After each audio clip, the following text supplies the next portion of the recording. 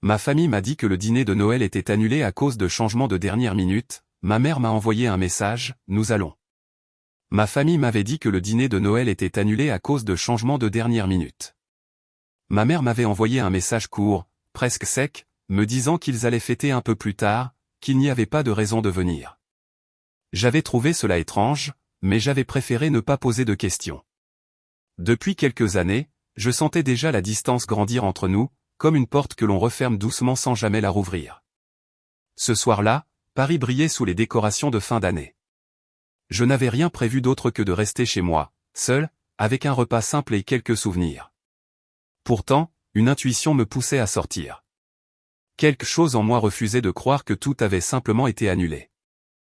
Alors, presque sans réfléchir, j'ai pris le métro jusqu'à la banlieue où vivait ma sœur. Lorsque je suis arrivé devant sa maison, tout semblait calme. Mais en m'approchant du jardin, j'ai entendu des rires. Des voix familières, des éclats de joie. Mon cœur s'est figé. À travers la clôture, j'ai aperçu des guirlandes, une grande table dressée, et tous les visages que je connaissais.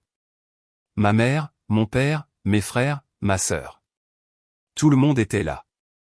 Sauf moi. Je suis resté immobile un long moment, caché dans l'ombre, à écouter.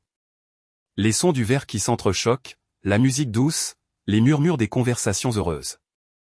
Et puis, au milieu de ces voix, j'ai entendu mon prénom.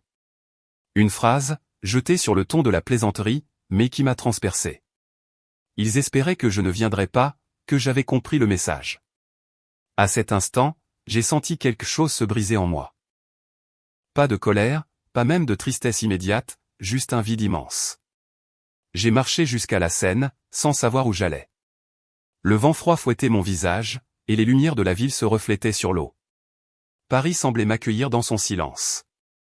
Je me suis assise sur un banc, regardant les couples passer, les familles qui riaient, les enfants courant autour d'un sapin géant.